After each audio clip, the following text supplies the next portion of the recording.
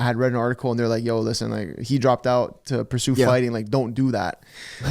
Like what would you say to a kid who's like, hey, I want to drop out, and whether it's to pursue fighting or to pursue, I don't know, anything, like, you know what I mean? Like if it's to pursue something specific and you don't need fucking school, I'm saying I'll go for it. But if you're like, I'm going to drop out and try to figure out what to do, well, I might as well finish school, like high school at least. Might as well finish high school if you don't know specifically what you want to do.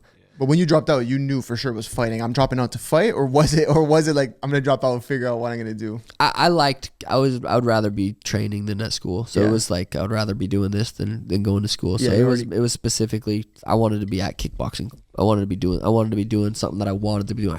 Dude, I hated school so much. I just hated being there. I'm like, this makes no sense, dude. Yeah. I'm gonna learn 8 subjects in 8 hours, and an hour each subject. Get homework from each of them. Yeah. And then have a test on all of them. Yeah. You're supposed to. You expect me to actually fucking remember some of And this you don't shit, care about any of dude? those subjects to begin with. Bro, Yeah. it makes zero fucking sense. It's free babysitting for parents is what the school is, and that's important too.